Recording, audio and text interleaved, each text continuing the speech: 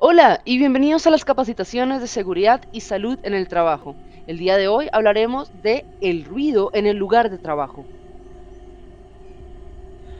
La exposición regular al ruido es una de las causas más conocidas de las pérdidas auditivas después del envejecimiento.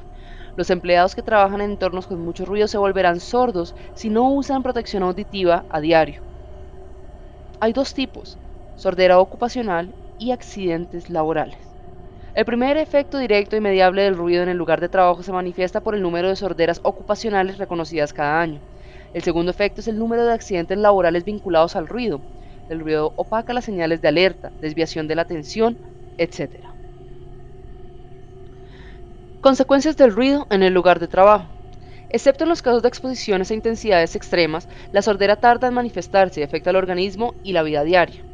Pero ¿cuáles son los efectos sobre el cuerpo humano?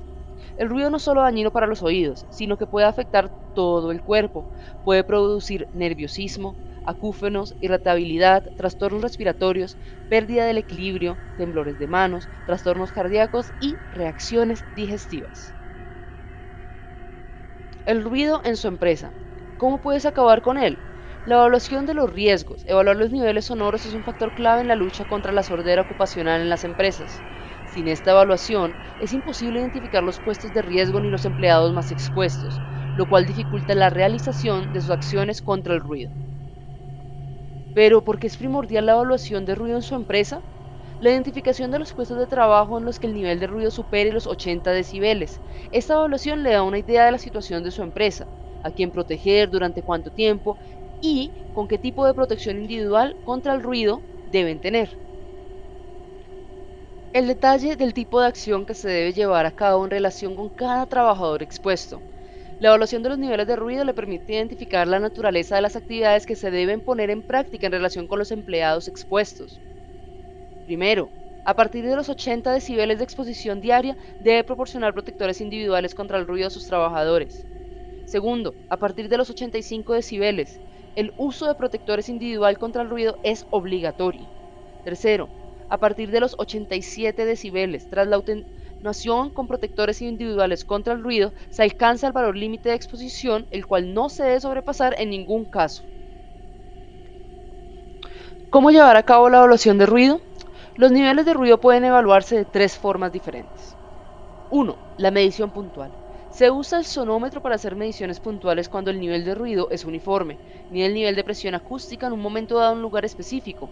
Las personas que realizan esta medición sostienen el sonómetro a la altura de las orejas de los individuos expuestos al ruido. 2. La medición continua durante horas. El dosímetro es un instrumento más preciso para medir el ruido al que están expuestos sus empleados.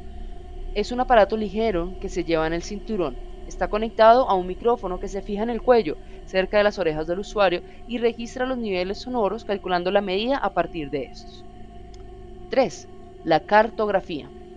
La cartografía es una representación gráfica de los niveles sonoros en el espacio de trabajo. Permite visualizar la exposición media al ruido y conocer su fuente, su intensidad y su naturaleza. ¿Cuáles son las medidas que deben adoptarse contra el ruido? Hay tres tipos de medidas que se pueden poner en práctica para reducir al máximo los peligros del ruido a los que están expuestos los trabajadores en el lugar de trabajo. Primero, la reducción del ruido donde se origina. La reducción del ruido en su origen es la primera medida que debe considerarse para permitir proteger a todos sus trabajadores al mismo tiempo. Segundo, el uso de protectores individuales contra el ruido. Ya se trate de cascos, tapones desechables o tapones moldeados para los oídos, proporcionar protectores individuales contra el ruido a sus empleados es primordial para preservar la audición de estos. La concientización de los empleados. Ya que en protección solo es eficaz si se usa, es primordial concienciar a sus empleados sobre la importancia de proteger su audición al 100% del tiempo de la exposición al ruido. De esta manera podrá combatir ciertas ideas preconcebidas que hacen que los protectores auditivos no se usen.